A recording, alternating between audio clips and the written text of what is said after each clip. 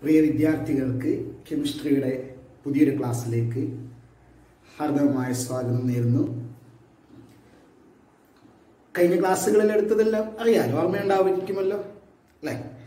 അപ്പോൾ പുതിയൊരു ടോപ്പിക്കിലേക്ക് പോകുന്നതിന് മുമ്പ് ഒരു ചെറിയ രീതിയിൽ ഒരു ഓർമ്മപ്പെടുത്തൽ. നമ്മൾ എടുത്തുകൊണ്ടിരിക്കുന്ന ലെസൺ സ്ട്രക്ചർ ഓഫ് ആറ്റം അല്ലേ? അപ്പോൾ കഴിഞ്ഞ ക്ലാസ്സുകളിൽ നമ്മൾ പറഞ്ഞ കാര്യങ്ങളെ ചെറുതായിട്ട് ഓർമ്മപ്പെടുത്തുകയാണ്. ആദ്യത്തെ ക്ലാസ്സിൽ നമ്മൾ ഡാൾട്ടന്റെ അറ്റോമിക് തിയറി പഠിച്ചു. ആ തിയറിയുടെ ഏറ്റവും പ്രധാനപ്പെട്ട ഒരു അസംഷനാണ് atom is the smallest building block of any matter. Any matter is building up with atoms. The atoms are indivisible. അല്ലെ? ഏതൊരു മാറ്ററിന്റെയും ബിൽഡിംഗ് ബ്ലോക്ക് എന്ന് പറയുന്നത് ആറ്റങ്ങളാണ്. ആ ആറ്റം ആവട്ടെ ഏറ്റവും ചെറുതാണ്, അതിൻ്റെ ഉള്ളിൽ ഒന്നുമില്ല, ആറ്റം ഇൻഡിവിസിബിൾ ആണ്. 1800കളുടെ തുടക്കത്തിലാണ് ഡാൾട്ടൺ അദ്ദേഹത്തിന്റെ സിദ്ധാന്തം കൊണ്ടുവരുന്നത്, തിയറി കൊണ്ടുവരുന്നത്. അത് കഴിഞ്ഞിട്ട് രണ്ടാമത്തെ ക്ലാസ്സിൽ നമ്മൾ ഈ ഡാൾട്ടന്റെ അറ്റോമിക് തിയറിയിൽ ഉണ്ടായ പിഴവുകളെ കുറിച്ചിട്ട്, അതായത് ആ തിയറിയിൽ വന്ന സംശയങ്ങളെ കുറിച്ചിട്ട് പറഞ്ഞു. സംശയമുണ്ടാവാൻ കാരണമായിട്ടുള്ള ഒബ്സർവേഷൻസ്, പ്രധാനമായിട്ടും ചില മാറ്ററിന് ചില സമയങ്ങളിൽ ചാർജ് കിട്ടുന്നു. അപ്പോൾ ആറ്റത്തിന്റെ ഉള്ളിൽ ചാർജുള്ള വസ്തുക്കൾ ഉണ്ടായേക്കാം എന്നൊരു സംശയം വന്നു.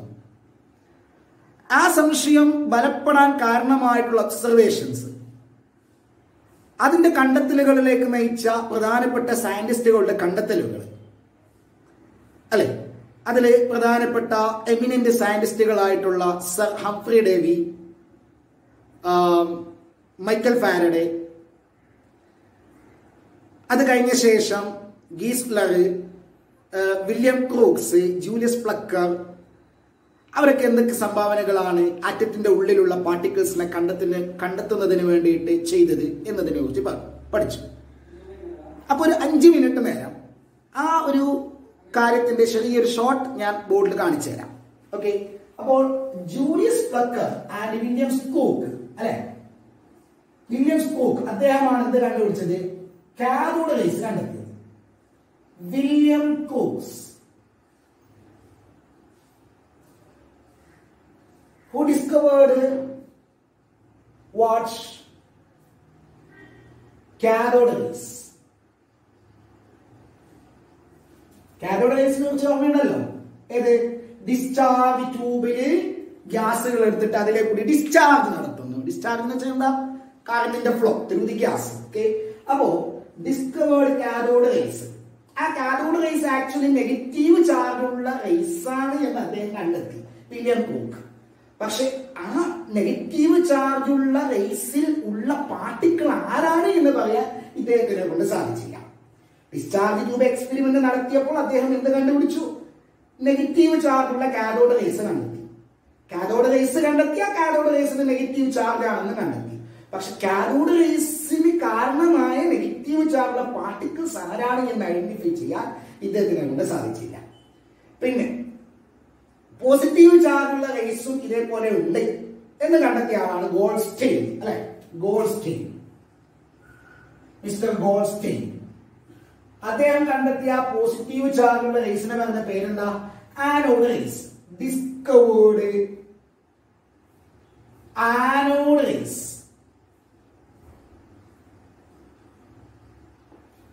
പക്ഷെ ആ പോസിറ്റീവ് ചാർജിന് കാരണമായ പാർട്ടിക്കിൾ ആരെന്ന് പറയാൻ പറ്റിയില്ല. ഇവിടെ റേസ് കണ്ടെത്തി, ഇദ്ദേഹം റേസ് കണ്ടെത്തി. ഈ റേസിന് നെഗറ്റീവ് ചാർജ് ആണെന്ന് പറഞ്ഞു, ഈ റേസിന് പോസിറ്റീവ് ചാർജ് ആണെന്ന് പറഞ്ഞു. ഇവിടെ നെഗറ്റീവ് ചാർജ് കൊടുത്ത ആ റേസിലുള്ള പാർട്ടിക്കിൾസ് ആരെയും ഐഡന്റിഫൈ ചെയ്തില്ല. അതേപോലെ ഇവിടെ പോസിറ്റീവ് ചാർജുള്ള റേസിലെ പോസിറ്റീവ് ചാർജുള്ള പാർട്ടിക്കിൾസ് ആരാണെന്ന് ഐഡന്റിഫൈ ചെയ്യാൻ ഗോൾഡ്സ്റ്റൈന് സാധിച്ചില്ല. ഓക്കെ, അങ്ങനെയാണ് വളരെ ഇമ്പോർട്ടന്റ് ആയിട്ടുള്ള സയൻസിലെ റവല്യൂഷണറി ആയിട്ടുള്ള ഒരു ഡിസ്കവറി സംഭവിക്കുന്നത്. എപ്പോൾ? 1897. ആര്? Mister J J Thomson. Mister J J Thomson അദ്ദേഹത്തിന്റെ ഡിസ്ചാർജ് ട്യൂബ് എക്സ്പെരിമെന്റിന്റെ സമയത്ത് ആ നെഗറ്റീവ് ചാർജ് ഉള്ള റേസ് അതായത് കാഥോഡ് റേസിലെ നെഗറ്റീവ് ചാർജുള്ള പാർട്ടിക്കിൾസ് ആരാണ് എന്ന് കണ്ടെത്തി. Okay, who discovered the particles responsible for the negative charge of cathode rays, and that particles were called electrons.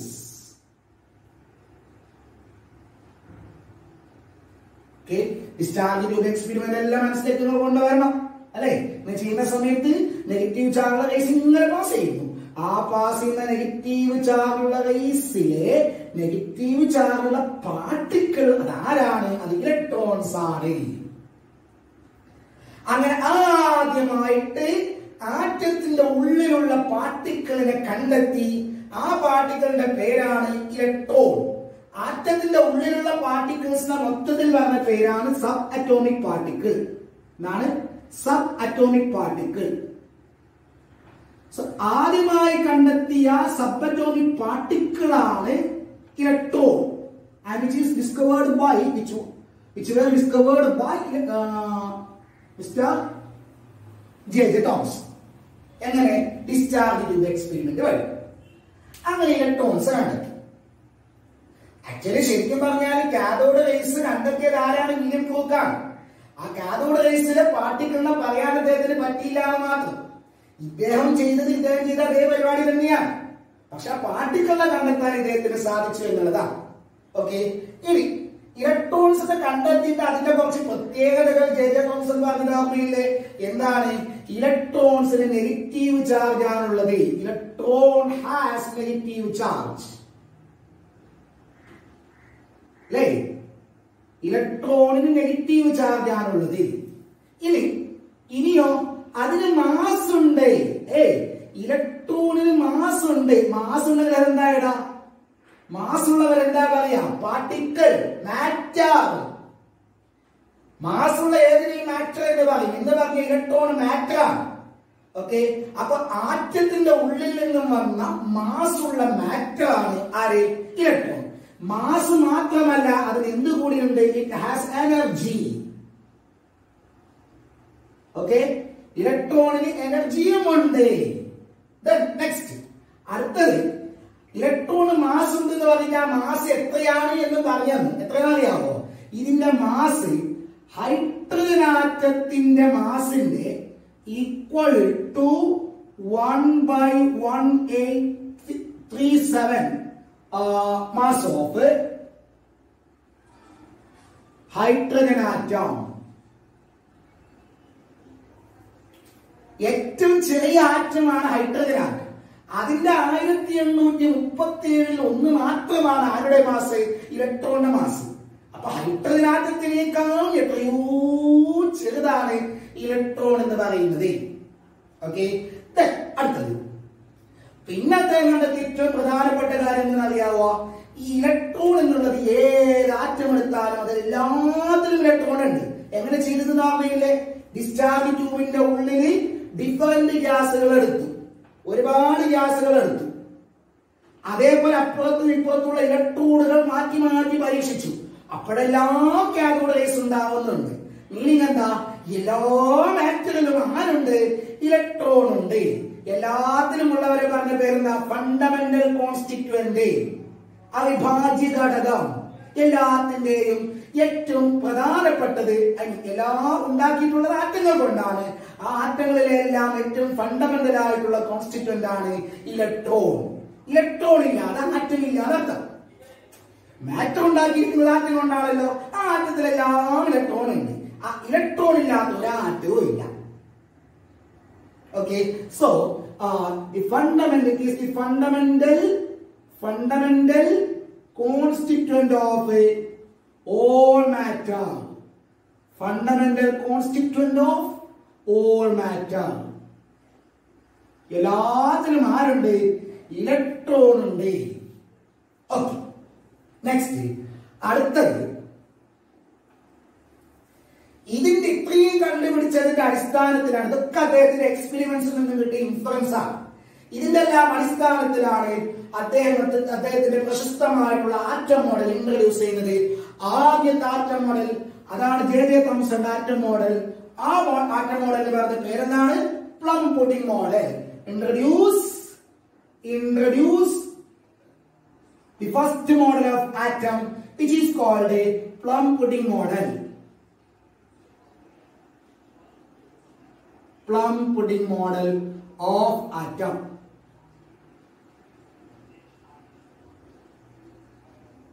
Okay, atom model നമ്മൾ പറഞ്ഞല്ലോ എന്താണ്? ആറ്റം ആറ്റം ഒരു സ്ഫിയർ ആണ്. വലുതല്ല, ആറ്റം ഒരു സ്ഫിയർ ആണ്. ആറ്റം സ്ഫെറിക്കൽ ഷേപ്പ് ഉള്ളതാണ്. ആ സ്ഫെറിക്കൽ ഷേപ്പില് പോസിറ്റീവ് ചാർജ് ഉള്ള പാർട്ടിക്കിൾസ് ഇങ്ങനെ സ്പ്രെഡ് ചെയ്തിട്ടുണ്ട്. അതിന്റെ അടുത്ത് ഈക്വൽ ആയിട്ട് നെഗറ്റീവ് ചാർജ് ഉള്ള ഇലക്ട്രോൺസ് സ്പ്രെഡ് ചെയ്യും. പോസിറ്റീവ് ചാർജ് ഉള്ള പാർട്ടിക്കിൾ എന്ന് പറഞ്ഞിട്ടുള്ള പാർട്ടിക്കിളിന്റെ പേരൊന്നും അദ്ദേഹം പറഞ്ഞിട്ടില്ല.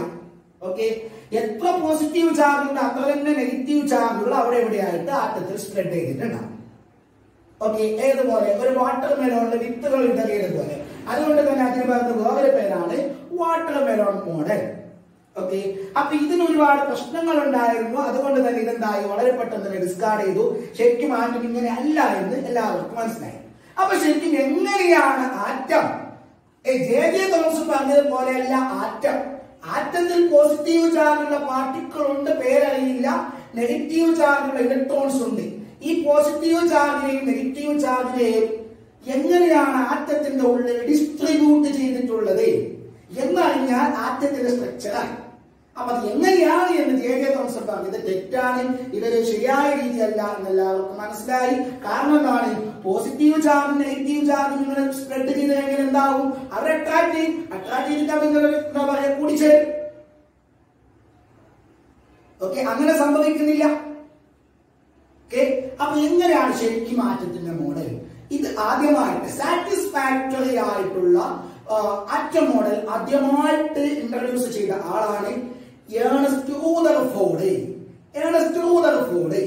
അദ്ദേഹത്തിന്റെ ആറ്റം മോഡലിനെ കുറിച്ചിട്ടാണ് നെക്സ്റ്റ് നമ്മൾ പറയുന്നത്. ഇതുവരെയാണ് നമ്മുടെ കഴിഞ്ഞ ക്ലാസ്സുകളിൽ നമ്മൾ ഡിസ്കസ് ചെയ്തത്. ഓക്കെ,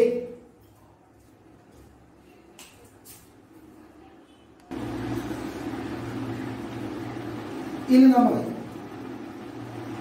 ആറ്റത്തിന്റെ ഏറ്റവും സാറ്റിസ്ഫാക്ടറി ആയിട്ടുള്ള ആദ്യത്തെ മോഡലായിട്ടുള്ള റൂദർഫോർഡിന്റെ ആറ്റം മോഡൽ എങ്ങനെ ഇൻട്രൊഡ്യൂസ് ചെയ്യപ്പെട്ടു എന്നതിലേക്ക് പോവാം.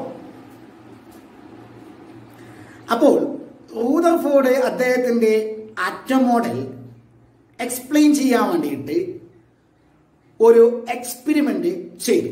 ആ എക്സ്പെരിമെന്റിന്റെ പേരാണ് Rutherford's alpha particles scattering experiment. Rutherford's alpha particles scattering experiment. അപ്പൊ ആ എക്സ്പെരിമെന്റിന്റെ സെറ്റപ്പ് ആണ് നമ്മളിവിടെ കാണിച്ചിട്ടുള്ളത്.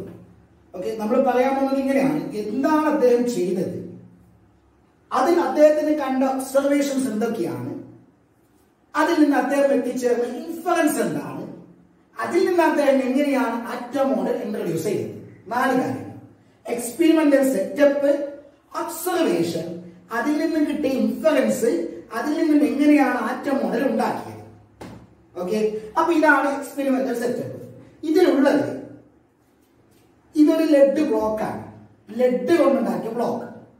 അതിന്റെ ഉള്ളിൽ ഒരു പ്രത്യേക തരം എലമെന്റ് വെച്ചിട്ടുണ്ട്. ആ എലമെന്റിന്റെ പ്രത്യേകതയാണ് അതൊരു റേഡിയോ ആക്റ്റീവ് എലമെന്റ് ആണ്. റേഡിയോ ആക്റ്റീവ് ആയിട്ടുള്ള എലമെന്റ്. അപ്പൊ നിങ്ങൾ ചിലപ്പോൾ ആദ്യമായിട്ടായിരിക്കും ഇങ്ങനെ ഒന്ന് കേൾക്കുന്നത്. എലമെന്റുകൾ, ഒരുപാട് എലമെന്റുകൾ നിങ്ങൾ കേട്ടിട്ടുണ്ടാവും അല്ലെ? ഓക്സിജൻ എലമെന്റ് ആണ്, ക്ലോറിൻ എലമെന്റ് ആണ്, സോഡിയം എലമെന്റ് ആണ്. ഇതിലൊക്കെ ഒരു എന്താ പറയാ ആറ്റങ്ങളുണ്ട്, എല്ലാത്തിനും ആറ്റങ്ങളുണ്ട്. അപ്പൊ എന്താണ് ഈ റേഡിയോ ആക്റ്റീവ് എലമെന്റ്? സാധാരണ എലമെന്റുകളിൽ നിന്നും റേഡിയോ ആക്റ്റീവ് എലമെന്റിനുള്ള പ്രത്യേകത, റേഡിയോ ആക്റ്റീവ് എലമെന്റുകൾ നമ്മൾ കാണാത്ത ചില പ്രത്യേക തരം റേഡിയേഷൻസ് എമിറ്റ് ചെയ്യും. അപ്പൊ അതിനൊരു എക്സാമ്പിൾ ആണ് യുറേനിയം. ഇത് ഞാൻ നിങ്ങൾക്ക് ഒരു എക്സ്ട്രാ ആയി പറഞ്ഞു തരുന്നതാണ്. യുറേനിയത്തിന്റെ ആറ്റം എടുത്തു കഴിഞ്ഞാൽ, അല്ലെങ്കിൽ യുറേനിയത്തിന്റെ ഒരു ബ്ലോക്ക് നമ്മൾ എടുത്തു കഴിഞ്ഞാൽ, അതിൽ നിന്ന് നമ്മൾ കാണാത്ത ഒരുപാട് റേഡിയേഷൻസ് പുറത്തോട്ട് എമിറ്റ് ചെയ്യപ്പെടും. ആ റേഡിയേഷൻസിന് പറഞ്ഞ പേരാണ് റേഡിയോ ആക്റ്റീവ് റേഡിയേഷൻസ്. ഓക്കെ, അത് നമ്മൾ കാണൂല, നമ്മളത് പുറത്തുനിന്ന് നമ്മൾ കാണൂല. ഓക്കെ, ഇൻവിസിബിൾ ആയിട്ടുള്ള റേഡിയേഷൻസ് ആണ്.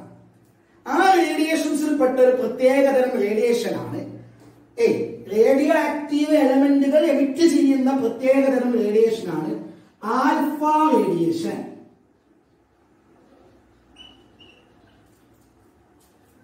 അപ്പൊ ഇതിൽ നിന്ന് ഇങ്ങോട്ട് കുറെ റേഡിയേഷൻസ് പോകുന്നുണ്ട്. അതിൽ കുറെ എണ്ണം ആൽഫ റേഡിയേഷൻ ആണ്. ഓക്കെ, റേഡിയേഷൻ എന്ന് പറഞ്ഞു കഴിഞ്ഞാൽ അതിനെ കഴിഞ്ഞ ക്ലാസ് നിങ്ങളോട് പറഞ്ഞിട്ടുണ്ട്. Cathode rays, cathode radiation, anode rays, anode radiation, എല്ലാ റേഡിയേഷനും ഉണ്ടാക്കിയിരിക്കുന്നത് കുറെ പാർട്ടിക്കിൾസ് കൊണ്ടാണ്. ആൽഫ റേഡിയേഷനിലെ പാർട്ടിക്കിൾ ആണ് ആൽഫ പാർട്ടിക്കിൾ. ആൽഫ പാർട്ടിക്കിൾസിന് പോസിറ്റീവ് ചാർജാണ് ഉള്ളത്. സോ പോസിറ്റീവ് ചാർജുള്ള ആൽഫ പാർട്ടിക്കിൾസ്, പോസിറ്റീവ് ചാർജുള്ള ആൽഫ, ഇതൊക്കെ പോസിറ്റീവ് ആണെന്ന് വിചാരിക്കുക. പോസിറ്റീവ് ചാർജുള്ള ആൽഫ പാർട്ടിക്കിൾസ് ഒന്നിന് പിറകെ ഒന്നായിട്ട് ഇങ്ങനെ മുന്നോട്ട് പോകുമ്പോൾ നമ്മൾ അതിന് പറഞ്ഞ പേരാണ് ആൽഫ റേഡിയേഷൻ. ഓക്കെ അല്ലേ? അങ്ങനെ ആൽഫ റേഡിയേഷൻ എമിറ്റ് ചെയ്യാൻ കഴിവുള്ള ഒരു റേഡിയോ ആക്റ്റീവ് എലമെന്റ് ഇതിന്റെ ഉള്ളിൽ വെച്ചിട്ടുണ്ട്. സാന്ദർഭികമായിട്ട് ഞാൻ ബാക്കി കൂടി പറയാം. ഇവ എമിറ്റ് ചെയ്യുന്ന വേറൊരു തരം റേഡിയേഷൻ ആണ് ബീറ്റ റേഡിയേഷൻ, വേറൊന്നാണ് ഗാമ റേഡിയേഷൻ. അതിന് നമ്മൾ ഒരേ ക്ലാസ്സിൽ പഠിക്കും. അപ്പൊ ഈ ആൽഫ റേഡിയേഷൻ എന്ന് പറഞ്ഞാൽ റേഡിയോ ആക്റ്റീവ് എലമെന്റുകൾ എമിറ്റ് ചെയ്യുന്ന പോസിറ്റീവ് ചാർജുള്ള റേഡിയേഷൻസ് ആണ്, പാർട്ടിക്കിൾസ് ആണ്. Okay, so alpha radiation emit ചെയ്യുന്ന ഒരു റേഡിയോ ആക്റ്റീവ് എലമെന്റ് ഇതാ ഈ ബ്ലോക്കിന്റെ ഉള്ളിൽ വെച്ചിട്ടുണ്ട്. ഓക്കെ, അപ്പൊ ഇതിൽ നിന്ന് ആൽഫ റേഡിയേഷൻസ് ശരിക്കും പറഞ്ഞാൽ ഇങ്ങനെയാണ് ഒരു ബ്ലോക്ക്. ഈ ബ്ലോക്ക് ഇതിന്റെ ഉള്ളിലാണ് ആ പാർട്ടിക്കിൾ എലമെന്റ് ഉള്ളത്. അതിന്റെ മുമ്പിൽ ഒരു ഓപ്പണിംഗ് ഉണ്ടാവും, ഒരു ഓപ്പണിംഗ്. ആ ഓപ്പണിംഗിലെ കൂടിയിട്ടാണ് ആൽഫ റേഡിയേഷൻസ് പുറത്തോട്ട് വരിക. ബാക്കി ഇതിലെ കൂടിയിട്ട് അതിലെ കൂടിയിട്ടോ മുകളിലെ കൂടിയിട്ടോ ഒന്നും വരില്ല. കാരണം ലെഡിന് ആൽഫയെ അബ്സോർബ് ചെയ്യാനുള്ള കഴിവുണ്ട്. ഓക്കെ, അങ്ങോട്ടും ഇങ്ങോട്ടേക്ക് പോകുന്നുണ്ട്, പക്ഷെ അതിനെല്ലാം ലെഡ് അബ്സോർബ് ചെയ്യും. അപ്പൊ ഇത് ഇങ്ങോട്ടോ അങ്ങോട്ടോ പുറത്തോട്ട് വരില്ല. പുറത്തോട്ട് വരുന്ന ഈ ഓപ്പണിംഗിലെ കൂടി മാത്രം പുറത്തോട്ട് വരും. അപ്പൊ ഇതിന്റെ ഓപ്പണിംഗ് ആ ഭാഗത്താണ്, അപ്പുറത്താണ്. ഓക്കെ, അപ്പൊ അപ്പുറത്തെ കൂടിയിട്ട് ആൽഫ പാർട്ടിക്കിൾസ് പുറത്തോട്ട് വരും. അപ്പൊ എന്താണ് ലെഡ് എന്ന് മനസ്സിലായ? എന്താണ്? ഇങ്ങോട്ടൊന്നും ആൽഫ പുറത്തു പോകാതിരിക്കുകയാണ്. ഇതാണ്. ഓക്കെ, അത് ഡേഞ്ചറസ് ആയിട്ടുള്ള റേഡിയേഷൻ ആണ്. നേരത്തെ കേട്ട് കഴിഞ്ഞാൽ വലിയ ബുദ്ധിമുട്ടാണ്. ഓക്കെ, ഇതൊക്കെ നമുക്ക് പിന്നീട് പഠിക്കാം.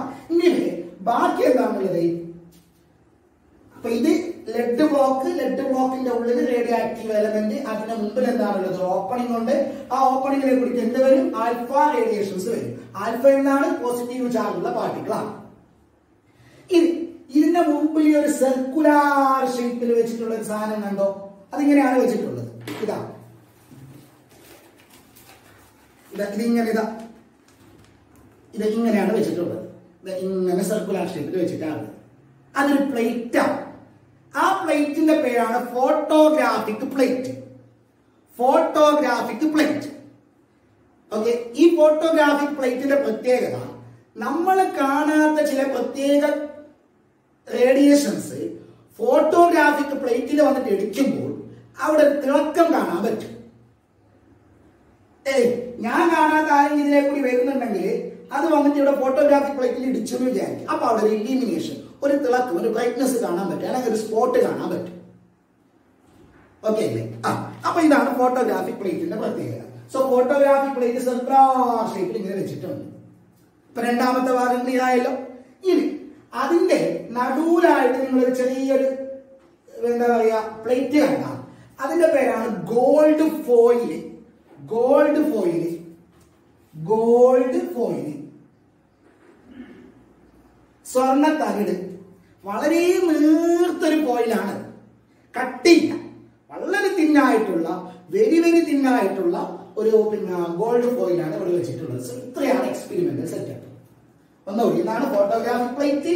അതിന്റെ സെന്ററിലായിട്ട്, ഏകദേശം സെന്ററിലായിട്ട് ഒരു ഗോൾഡ് ഫോയില്, പുറത്ത് ലെഡ് ബ്ലോക്കിന്റെ ഉള്ളിൽ ഒരു radioactive element. Radioactive എലമെന്റിൽ നിന്ന് വരും പുറത്തോട്ട് ആൽഫ പാർട്ടിക്കിൾസ് പുറത്തോട്ട് വരും. അതിപ്പോ എങ്ങോട്ടേ പോകും? അങ്ങോട്ടേ പോകും. കാരണം അങ്ങോട്ടാണ് ഓപ്പണിംഗ് ഉള്ളത്, ഇങ്ങോട്ടൊന്നും വരില്ല.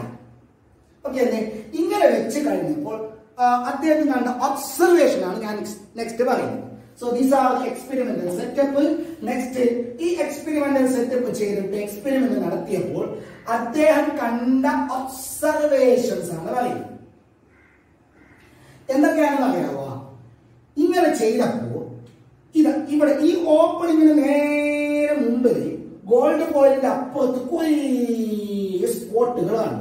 ഒരുപാട് സ്പോട്ടുകൾ ഈ ഭാഗത്ത് ഒരുപാട് സ്പോട്ടുകളാണ്.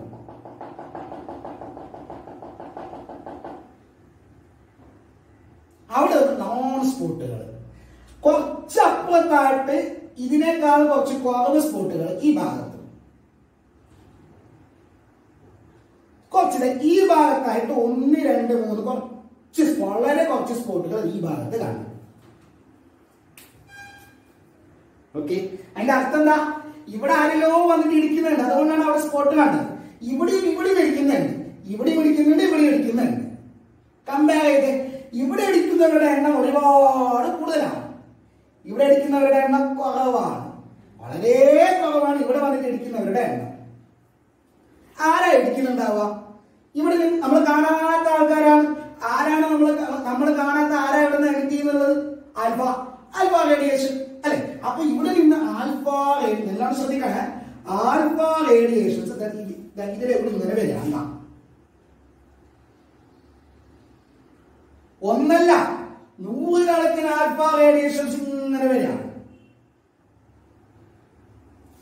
അപ്പൊ ഗോൾഡ് ഫോയിൽ വന്നിട്ട് ഇടിക്കുന്നുണ്ട്. ഓക്കെ, ഗോൾഡ് ഫോയിൽ കടന്നിട്ടാണ് അപ്പുറത്തേക്ക് പോകുന്നത്. ഗോൾഡ് ഫോയിൽ പോയിട്ട് ഇടിച്ചിട്ട് ഗോൾഡ് ഫോയിൽ കടന്നിട്ടാണ് അപ്പുറത്തേക്ക് പോയിട്ട് ഇടിക്കുന്നത്, ഫോട്ടോഗ്രാഫി പ്ലേറ്റിൽ പോയിട്ട് ഇടിക്കുന്നത്. അപ്പൊ എന്തുകൊണ്ട് ഇങ്ങനെ കണ്ടു? എന്തുകൊണ്ട് ഇവർ ഒരുപാട് സ്പോട്ട് കണ്ടു? കുറച്ച് സ്പോട്ടുകൾ ഇവിടെ എന്തുകൊണ്ട് കണ്ടു? വളരെ കുറച്ച് സ്പോട്ടുകൾ ഇവിടെ എന്തുകൊണ്ട് കണ്ടു? ആരാണ് ഇടിച്ചത് എന്ന കാര്യം നിങ്ങൾക്ക് സംശയമില്ലല്ലോ. ആരാണ് ഇടിച്ചത്? അവിടെ പോയിട്ട് ഇടിച്ചത് അത് ആൽഫയാണ്, ആൽഫ പാർട്ടിക്കിൾസ് ആണ്. അപ്പൊ ഇതിനുള്ള ക്വസ്റ്റ്യൻ ഇതാണ്, എന്തുകൊണ്ട് ഒരുപാട് ആൽഫ പാർട്ടിക്കിൾസ് ഇവിടെ വന്നിട്ട് ഇടിച്ചു? ഇവിടെ ഇതിന്റെ പ്രത്യേകത ഈ ഓപ്പണിങ്ങിന് നേരെ മുമ്പിലുള്ള സ്ഥലം. എന്തുകൊണ്ട് അതിനേക്കാൾ കുറച്ച് സ്പോട്ട് ഇവിടെ കിട്ടി? വളരെ കുറച്ച് സ്പോട്ടുകൾ ഇവിടെ എന്തുകൊണ്ട് കിട്ടി? ഓക്കെ, നമുക്ക് അതിലേക്ക് പോകാം. ഓക്കെ, ആക്ച്വലി ഗോൾഡ് ഫോയിൽ കടന്നിട്ടല്ലേ ആൽഫ പാർട്ടിക്കിൾസ് ഫോട്ടോഗ്രാഫി പ്ലേറ്റിൽ പോയിട്ട് ഇടിക്കുന്നത്? ആ ഗോൾഡ് ഫോയിലിന്റെ ചിത്രമാണ് ഞാൻ ഇവിടെ കാണിക്കുന്നത്. വേറെ നിന്നോ, ഗോൾഡ് ഫോയിൽ എന്ന് പറഞ്ഞാലും ആറ്റങ്ങൾ കൊണ്ടായിട്ടില്ല ഉണ്ടാക്കിയിട്ടുള്ളത്, ഗോൾഡ് ആറ്റങ്ങൾ കൊണ്ട് വളരെ നേർത്തിട്ടാണുള്ളത്. ഇങ്ങനെ ഒരുപാട് തിക്കായിട്ട് വെച്ചതല്ല, വളരെ നേർത്തിട്ടാണുള്ളത്. അപ്പൊ എന്ത് സംഭവിക്കുന്ന അറിയാമോ? ഇവിടെ കുറെ ആറ്റങ്ങൾ ഉണ്ടാവും. ഇത് ഗോൾഡിന്റെ കുറെ ആറ്റങ്ങളാണ്. ഓക്കെ, ഇതാണ് കാണിക്കുന്നത്. ഇത് ഗോൾഡിന്റെ കുറെ ആറ്റങ്ങളാണ്. തിന്നായതുകൊണ്ട് ഇതിന്റെ മുകളിലായിട്ട് കുറെ ആറ്റങ്ങൾ ഉണ്ടാവില്ല, അട്ടിക്കട്ടിക്കായിട്ട് കുറെ ആറ്റങ്ങൾ ഉണ്ടാവില്ല. ഇതിന്റെ മുകളിൽ പോകുന്ന ഇതിന്റെ മുകളിൽ പോകുന്ന അങ്ങനെ ഉണ്ടാവില്ല. തിക്കായാലേ എന്ത് സംഭവിക്കുള്ളൂ? കുറെ തിക്കായാലേ ഇപ്പുറത്ത് കുറെ ആറ്റങ്ങൾ ഉണ്ടാവുള്ളൂ. വളരെ തിന്നായതുകൊണ്ട് എന്ത് സംഭവിക്കും? 1 or 2 ലെയർ മാത്രമേ ആറ്റങ്ങൾ ഉണ്ടാവുള്ളൂ. ഓക്കെ അല്ലേ? അപ്പോ ഇവിടെ നിന്ന് ഇങ്ങനെ ആൽഫ പാർട്ടിക്കിൾസ് ഇങ്ങനെ പോവാം. അങ്ങനെ പോകുമ്പോൾ ഇതാ ഇപ്പുറത്തുള്ള ഫോട്ടോഗ്രാഫി പ്ലേറ്റില് ഒരുപാട് സ്പോട്ടുകൾ ഇങ്ങനെ കിട്ടിയിട്ടുണ്ടെങ്കിൽ അർത്ഥം എന്താ? ആൽഫ പാർട്ടിക്കിൾ ആറ്റത്തിന്റെ ഉള്ളിലെ കൂടി ഒന്നും സംഭവിക്കാതെ നേരെ പോയിട്ടിരിക്കുന്നതല്ലേ? ആൽഫ പാർട്ടിക്കിൾസിന് ഒന്നും സംഭവിക്കാതെ നേരെ ആറ്റത്തിന്റെ ഉള്ളിലെ കൂടി പെനട്രേറ്റ് ചെയ്തിട്ട് തുളഞ്ഞു കയറിയിട്ട് അപ്പുറത്തേക്ക് പോവാണ്. ആര്? Alpha particles. ഇവിടെ ഒരു ആറ്റം ഗോൾഡ് ഫോയിൽ വെച്ചിട്ടുണ്ട്. ഗോൾഡ് ഫോയിൽ കടന്നിട്ടാണ് അപ്പുറത്ത് പോയിട്ട് ഇടിക്കുന്നത്. അപ്പൊ അപ്പുറത്ത് പോയിട്ട് ഇടിക്കുന്ന ആൽഫ പാർട്ടിക്കിൾസിന് യാതൊരു ഡീവിയേഷനും സംഭവിക്കാതെ ഇവിടെ പോയിട്ട് ഇടിക്കുന്നു എന്ന് പറഞ്ഞതിന്റെ അർത്ഥം എന്താണ്? ഈ പോകുന്ന വഴിക്കൊന്നുമില്ലാതെ ആറ്റം കടന്നിട്ടാണ് പോകുന്നത്. പക്ഷെ ആറ്റത്തിന്റെ ഉള്ളിൽ ഒന്നുമില്ല, കാര്യമായിട്ട് ഒരുപാട് എംപ്റ്റി സ്പേസ് ആണ്. മനസ്സിലാക്കുന്നില്ല? ഇതാണ് ഒരു ആറ്റം എന്ന് വിചാരിക്കുക. ഇതിന്റെ ഉള്ളിലെ കൂടിയിട്ട് ആൽഫ പാർട്ടിക്കിൾ പോയി എന്ന് പറഞ്ഞാൽ എന്താ? ഈ ആൽഫ പാർട്ടിക്കിൾ പോകുന്ന വഴിയൊന്നുമില്ല. അതിന്റെ അടുത്ത് തന്നെ വേറൊരു സ്പോട്ട് ഉണ്ട്. ഇതിനർത്ഥം എന്താ? ആ പോകുന്ന വഴിക്കും ആ കാര്യമായിട്ടൊന്നുമില്ല. ഒരുപാട് സ്പോട്ട് കിട്ടി എന്ന് പറഞ്ഞാൽ എന്താ? അവിടേക്കെല്ലാം ഒരുപാട് ആൽഫ പാർട്ടിക്കിൾ പോയിട്ട് ഇരിക്കുന്നുണ്ട്,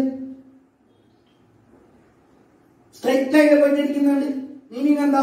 ആൽഫ പാർട്ടിക്കിൾ പോകുന്ന വഴിക്ക് ആൽഫ പാർട്ടിക്കിൾസിന് തടസ്സങ്ങളൊന്നും നേരിടേണ്ടി വരുന്നില്ല. അപ്പൊ ആൽഫ പാർട്ടിക്കിൾ കടന്നു പോയത് ആറ്റത്തിന്റെ ഉള്ളിലെ കൂടിയിട്ടല്ലേ? ആറ്റത്തിന്റെ ഉള്ളിലെ പോയിട്ട് ഒന്നിലേക്കും ഇടിക്കുന്നില്ല. ദാറ്റ് മീൻസ് ആറ്റത്തിലെ ഭൂരിഭാഗം സ്ഥലവും എംപ്റ്റി ആണ്. ഇതാണ് ഈ കണ്ട ഒബ്സർവേഷന്റെ ഇൻഫറൻസ്.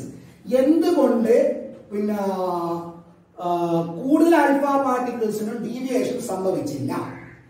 ഡീവിയേഷൻ സംഭവിക്കാതെ പോയിട്ട് ഇടിച്ചു. ഇവിടെ ഡീവിയേഷൻ സംഭവിക്കാതെ പോയിട്ട് ഇടിച്ചു. ഒരുപാട് ആൽഫ പാർട്ടിക്കിൾസ് വിത്തൗട്ട് ഡീവിയേഷൻ പോയിട്ട് ഇടിച്ചു.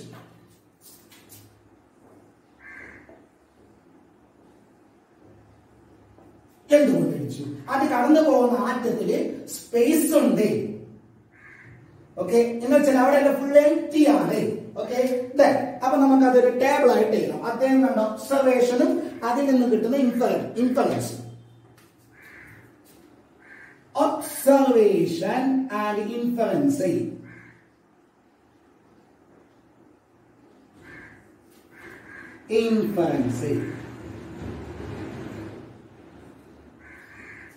Another observation: most of the alpha particles pass without any deflection. Most of the alpha particles pass through the gold foil without any deflection. എന്താണ് അതിൽ നിന്ന് കിട്ടുന്ന inference? Most of the space in atom is empty. Okay അല്ലേ? രണ്ടാമത്തത്,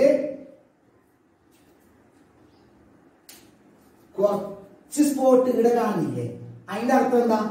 ആദ്യം എത്തണമെങ്കിൽ കുറച്ച് alpha particles ഇങ്ങനെ ചെരിഞ്ഞിട്ട് പോകണ്ടേ? ചെരിയാതെ പോയിട്ട് അങ്ങോട്ട് എത്തൂലല്ലോ. ഇങ്ങനെ പോകുന്നില്ല, ഇങ്ങനെ പോയിട്ട് ഇരിക്കൂല, നേരെ പോകുന്നുള്ളൂ. കാരണം അങ്ങോട്ട് ഓപ്പണിംഗ് ഇല്ല. ഇവിടെ ഓപ്പണിംഗ് ചെറിയൊരു ഓപ്പണിംഗ് മാത്രമേ ഉള്ളൂ. അപ്പൊ ഇവിടുന്നേ ചെരിഞ്ഞ് പോയിട്ട് വിടൂല. പിന്നെയോ ഇവിടെ വരെ സ്ട്രെയിറ്റ് ആയിട്ട് പോയി ഇവിടെ നിന്ന് ഒരു ഡീവിയേഷൻ സംഭവിച്ചു. അതേപോലെ ഇവിടെ സ്ട്രെയിറ്റ് ആയിട്ട് പോയി ഇവിടെ നിന്ന് ഒരു ഡീവിയേഷൻ സംഭവിച്ചു. അങ്ങനെ ഡീവിയേഷൻ സംഭവിക്കുന്നവരുടെ എണ്ണമാണെങ്കിലോ വളരെ കുറവുമാണ്. അപ്പൊ രണ്ട് കാര്യങ്ങൾക്ക് ഉത്തരം പറയാം. എന്തുകൊണ്ട് കുറച്ച് ആൽഫ പാർട്ടിക്കിൾസ് ഇവിടെ നിന്ന് ഡീവിയേറ്റ് ചെയ്തു? അതിന്റെ എണ്ണം കുറയാനുള്ള കാരണമെന്ത്? അപ്പൊ നിങ്ങൾ ചിന്തിക്കെ, ആൽഫ പാർട്ടിക്കിൾസിന്റെ ചാർജ് എന്താ? പോസിറ്റീവ് അല്ലേ? പോസിറ്റീവ് ചാർജ് ഇങ്ങനെ പോകുമ്പോ പെട്ടെന്ന് അത് ഡീവിയേറ്റ് ചെയ്യണമെങ്കിൽ ആരോ അതിനെ റിപ്പൽ ചെയ്തു എന്നല്ല അർത്ഥം. അത് പോകുന്ന വഴിക്ക് അതിനെ റിപ്പിൾ ചെയ്യുന്ന ആരോ ഉണ്ട്. പോസിറ്റീവ് ചാർജിന് റിപ്പിൾ ചെയ്യുന്നത് ആരാ? Positive charge.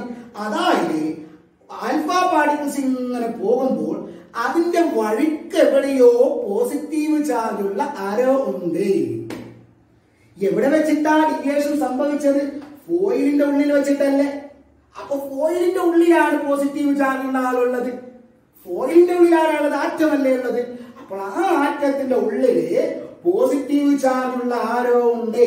ആ പോസിറ്റീവ് ചാർജിന്റെ അടുത്തുകൂടി പോയപ്പോഴാണ് എന്ത് സംഭവിച്ചത്? റിപ്പൾഷൻ സംഭവിച്ചത്. അങ്ങനെയാണ് ഡീവിയേഷൻ ഉണ്ടായത്. ഇനിയോ അങ്ങനെ ഡീവിയേഷൻ സംഭവിച്ചവരുടെ എണ്ണം കുറവല്ലേ? മീനിങ് എന്താ? ആ പോസിറ്റീവ് ചാർജിന്റെ വലിപ്പം ചെറുതാണ്. ചെറിയൊരു സ്ഥലത്തായിരിക്കണം ആ പോസിറ്റീവ് ചാർജ് എന്താ സിറ്റുവേറ്റ് ചെയ്യുന്നത്, ഓക്യുപ്പൈ ചെയ്യുന്നത്. അതായത് ഇതാണ് ആറ്റം. ഒരു ആറ്റം മാത്രമായിട്ട് കാണിക്കാം. ഇതാണ് ആറ്റം. ഈ ആറ്റത്തിന്റെ ഒഴിഞ്ഞ സ്ഥലത്ത് കൂടി പോകുന്ന ആൽഫ പാർട്ടിക്കിൾസിനൊന്നും ഡീവിയേഷൻ ഇല്ല. ഇതിന്റെ ഉള്ളിൽ എവിടെയോ പോസിറ്റീവ് ചാർജ് ഉള്ള ഒരു മാറ്റർ ഉണ്ട്. അതിന്റെ അടുത്ത് കൂടിയിട്ട് പോയ ആൽഫ പാർട്ടിക്കിൾ എന്തായാലും ഡീവിയേറ്റ് ചെയ്യും. ഇങ്ങനെ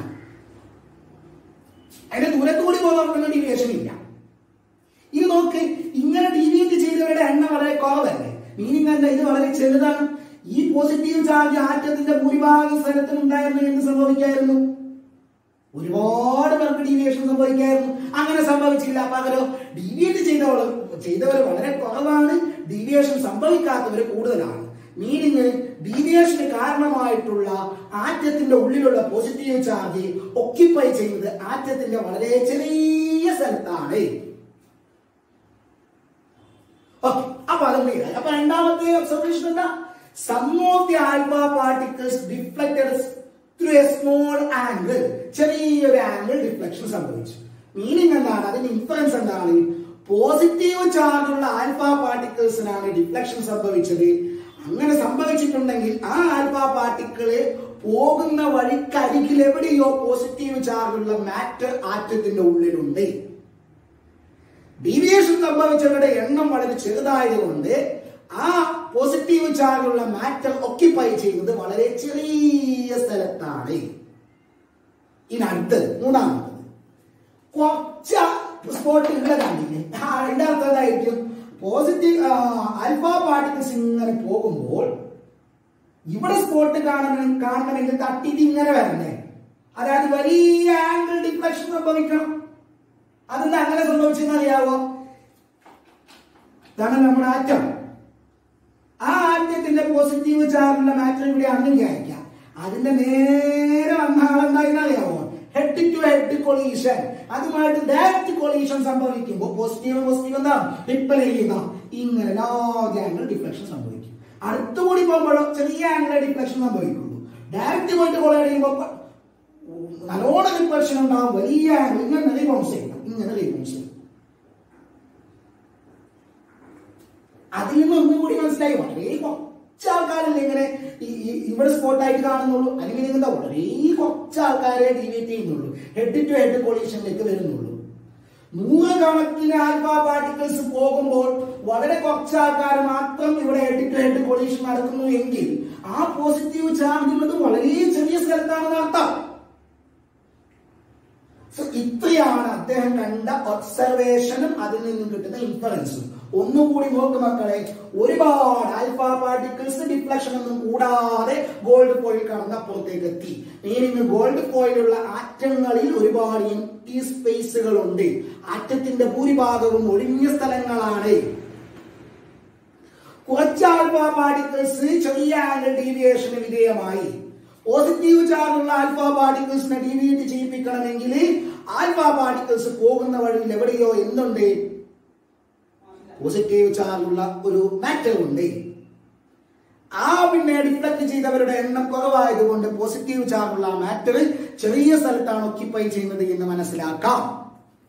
മൂന്നാമത്തത്, വളരെ കുറച്ച് alpha particles large angle deviate ചെയ്തു. മീനിങ് ആ പോസിറ്റീവ് ചാർജുള്ള മാറ്റർ ഉണ്ടല്ലോ ആറ്റത്തിന്റെ ഉള്ളിലുള്ള, അതുമായിട്ട് ഡയറക്റ്റ് കൊളീഷനിൽ ഏർപ്പെടുന്നവരാണ് എന്ത് സംഭവിച്ചത്? ലാർജ് ആംഗിൾ ഡീവിയേഷന് വിധേയമായത്. അതിന്റെ എണ്ണം വളരെ ചെറുതായി എന്ന് വീണ്ടും മനസ്സിലാക്കാം. ആ പോസിറ്റീവ് ചാർജ് ഒക്യുപ്പൈ ചെയ്യുന്നത് വളരെ ചെറിയ സ്ഥലത്താണ്. ഓക്കെ, ഇത്രയാണ് ഇതിന്റെ ഒബ്സർവേഷനും ഇൻഫറൻസ്. ഇനി ഇതിൽ നിന്ന് അദ്ദേഹം എങ്ങനെയാണ് ആറ്റം മോഡൽ ഉണ്ടാക്കുന്നത് എന്ന് പറയുന്നതിന് മുമ്പ് അദ്ദേഹം പറഞ്ഞ ചില കാര്യങ്ങൾ കൂടി നിങ്ങൾക്ക് ഞാൻ പറഞ്ഞുതരാം. എന്നിട്ട് അദ്ദേഹത്തിന്റെ ആറ്റം മോഡലിലേക്ക് പോവാം. അപ്പൊ ഇതിൽ നിന്ന് മനസ്സിലായ ഏറ്റവും പ്രധാനപ്പെട്ട കാര്യം, ആറ്റത്തിന്റെ ഉള്ളിൽ പോസിറ്റീവ് ചാർജുള്ള ഒരു സെന്റർ ഉണ്ട്. ആ സെന്ററിനെ മിസ്റ്റർ ഊദർഫോർഡ് വിളിച്ച പേരാണ് ന്യൂക്ലിയസ്. എന്നാണ് ന്യൂക്ലിയസ്. അപ്പൊ ആറ്റത്തിന്റെ ന്യൂക്ലിയസ് എന്നുള്ള കോൺസെപ്റ്റ് ആദ്യമായി കൊണ്ടുവരുന്നത് ഇദ്ദേഹമാണ്. So what is nucleus? Atom has a positively charged center, and that positively charged center is called nucleus. Okay, അപ്പൊ ഇതാണ് ആറ്റം എന്ന് വിചാരിക്കുക. അതിന്റെ സെന്ററിലാണ് ആരുള്ളത്? പോസിറ്റീവ് ചാർജുള്ള ന്യൂക്ലിയസ് ഉള്ളത്. അതെന്താണ്? അത് വളരെ ചെറുതാണ്. ചെറുതായിട്ട് കാരണം പറഞ്ഞല്ലോ. Okay, next. അപ്പൊ ന്യൂക്ലിയസ് എന്താണെന്ന് മനസ്സിലായി. ന്യൂക്ലിയസിന്റെ ചാർജ് പോസിറ്റീവ് ആണ്. എങ്ങനെ ന്യൂക്ലിയസിന് പോസിറ്റീവ് ചാർജ് കിട്ടി? ഇവിടെ എവിടെയും ബാക്കിയുള്ള ഒരു സ്ഥലത്തും പോസിറ്റീവ് ചാർജ് ഇല്ല. ആറ്റത്തിന്റെ ബാക്കി ഒരു സ്ഥലത്തും പോസിറ്റീവ് ചാർജ് ഇല്ല. പോസിറ്റീവ് ചാർജ് എല്ലാം ഷിഫ്റ്റ് ചെയ്തിരിക്കുന്നത് ഒരു സ്ഥലത്താണ്. എങ്ങനെയല്ല, മിസ്റ്റർ ജെ തോംസൺ പറഞ്ഞതുപോലെ ആറ്റത്തിൽ ഇങ്ങനെ വാരി വെതറിട്ട് ഇട്ടിരിക്കുന്നതല്ല പോസിറ്റീവ് ചാർജിനെ, വിത്ത് വാരിടുന്നത് പോലെ ഇട്ടതല്ല. പിന്നെ ഒരു ചെറിയ സ്ഥലത്ത് അത് ഓക്യുപ്പൈ ചെയ്തിരിക്കുകയാണ്, കോൺസെൻട്രേറ്റ് ചെയ്തിരിക്കുകയാണ്. ആ കോൺസെൻട്രേറ്റ് ചെയ്തിരിക്കുന്ന സ്ഥലത്തിന് പറഞ്ഞ പേരാണ് ന്യൂക്ലിയസ്. അപ്പൊ ന്യൂക്ലിയസിന് പോസിറ്റീവ് ചാർജ് കിട്ടിയത് എങ്ങനെ? അദ്ദേഹം ഒരുപാട് എക്സ്പെരിമെന്റുകൾ നടത്തിയിട്ട് ഒരു കാര്യം മനസ്സിലായി, നേരെ ശ്രദ്ധിക്കണം. ഈ പോസിറ്റീവ് ചാർജ് കൊടുക്കാൻ കാരണമായിട്ടുള്ളത്, ന്യൂക്ലിയസിന് പോസിറ്റീവ് ചാർജ് കിട്ടാൻ കാരണമായിട്ടുള്ളത് ചില പ്രത്യേക പാർട്ടിക്കിൾസ് ആണ്. ആ പാർട്ടിക്കിളിനെ അദ്ദേഹം വിളിച്ച പേരാണ് പ്രോട്ടോൺസ്. ആക്ച്വലി സംഗതി എന്തെന്നറിയാം മക്കളെ, വർഷങ്ങൾക്ക് മുമ്പ് 1886 മിസ്റ്റർ ഗോൾഡ്സ്റ്റീൻ പറഞ്ഞോ എന്തേ, ആനോഡറൈസ്, പോസിറ്റീവ് ചാർജുള്ള ആനോഡറൈസ്. പക്ഷെ ആനോഡറൈസിന് കാരണമായിട്ടുള്ള പോസിറ്റീവ് ചാർജുള്ള പാർട്ടിക്കിൾ അദ്ദേഹത്തിന് പറയാൻ പറ്റിയില്ല. ആ പോസിറ്റീവ് ചാർജുള്ള പാർട്ടിക്കിളിന് പേര് കൊടുത്ത ആളാണ് മിസ്റ്റർ റൂദർഫോർഡ്. സോ ഗോൾഡ്സ്റ്റീൻ അല്ല പ്രോട്ടോൺ കണ്ടുപിടിച്ചത്. പ്രോട്ടോൺ കണ്ടുപിടിച്ചത് ആരാണ്? പിന്നെ റൂദർഫോർഡാണ്. പക്ഷെ പ്രോട്ടോൺസിന്റെ പ്രസൻസ് വർഷങ്ങൾക്ക് മുമ്പ് ഗോൾഡ്സ്റ്റീൻ മനസ്സിലാക്കിയിട്ടുണ്ട് ആനോഡറൈസ് വഴി. ഓക്കെ, അപ്പോ ന്യൂക്ലിയസിന് പോസിറ്റീവ് ചാർജ് കൊടുക്കുന്ന പാർട്ടിക്കിൾസ് ആരാണെന്ന് അദ്ദേഹം പറഞ്ഞു, protons. So protons were discovered by Rutherford. സംശയമില്ലല്ലോ. ഇനി അദ്ദേഹം മനസ്സിലാക്കിയ വേറെ കുറച്ച് കാര്യങ്ങളോട് ഞാൻ നിങ്ങളോട് പറയട്ടെ. എല്ലാ ആറ്റങ്ങൾക്കും ന്യൂക്ലിയസ് ഉണ്ട്. അതായത് എല്ലാ ആറ്റങ്ങൾക്കും ഏതൊക്കെ എലമെന്റുകളുണ്ടോ ആ എലമെന്റുകളെല്ലാം ഉണ്ടാക്കിയിട്ടുള്ളത് ആറ്റങ്ങൾ കൊണ്ടാണ്. ആ ആറ്റങ്ങൾക്കെല്ലാം ഇതുപോലെ ന്യൂക്ലിയസ് ഉണ്ട്. ഗോൾഡിനുള്ളത് പോലെ തന്നെ, ഗോൾഡിൽ ആറ്റങ്ങൾക്കുള്ളത് പോലെ തന്നെ എല്ലാ എലമെന്റുകളുടെ ആറ്റങ്ങൾക്കും ഹൈഡ്രജന്റെ ആറ്റത്തിന് ന്യൂക്ലിയസ് ഉണ്ട്, ഓക്സിജന്റെ ആറ്റത്തിന് ന്യൂക്ലിയസ് ഉണ്ട്, നൈട്രജന്റെ ആറ്റത്തിന് ന്യൂക്ലിയസ് ഉണ്ട്. എല്ലാ ആറ്റങ്ങൾക്കും ന്യൂക്ലിയസ് ഉണ്ട്. പക്ഷെ എല്ലാ ന്യൂക്ലിയസിലുമുള്ള പോസിറ്റീവ് ചാർജിന്റെ എമൗണ്ട് ഒരുപോലെ അല്ല. ഇതിന്റെ ഇപ്പൊ ഗോൾഡിന്റെ ന്യൂക്ലിയസ് ഇപ്പൊ ഇവിടെ പറഞ്ഞിട്ടുള്ളത്, ഗോൾഡിന്റെ ന്യൂക്ലിയസിൽ എത്ര പോസിറ്റീവ് ചാർജ് ഉണ്ടോ അത്രയല്ല യുറേനിയത്തിലുള്ളത്, അത്രയല്ല ഓക്സിജനിലുള്ളത്, അത്രയല്ല നൈട്രജനിലുള്ളത്. എല്ലാത്തിലും ന്യൂക്ലിയസ് ഉണ്ട്. അവിടെ എല്ലാം പോസിറ്റീവ് ചാർജുള്ള പ്രോട്ടോൺസ് ഉണ്ട്. പക്ഷെ ആ പ്രോട്ടോൺസിന്റെ എണ്ണം എല്ലാവർക്കും ഒരുപോലെയല്ല, വ്യത്യസ്തമാണ്.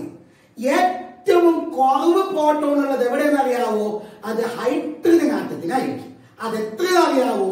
അത് 1 ഹൈഡ്രജൻ ആറ്റത്തിന്റെ ന്യൂക്ലിയസിൽ ഒരേ ഒരു പ്രോട്ടോൺ മാത്രമേ ഉള്ളൂ. ബാക്കി എല്ലാവരുടെ ആറ്റങ്ങളിലും അത് 1 കൂടുതലാണ്. ഹീലിയത്തിൽ 2 ഉണ്ട്. ലിഥിയത്തിന്റെ ആറ്റത്തിന്റെ ന്യൂക്ലിയസിൽ 3 പ്രോട്ടോൺ ഉണ്ട്. കാർബണിന്റെ ആറ്റത്തിന്റെ ന്യൂക്ലിയസിൽ 4 പ്രോട്ടോൺ ഉണ്ട്.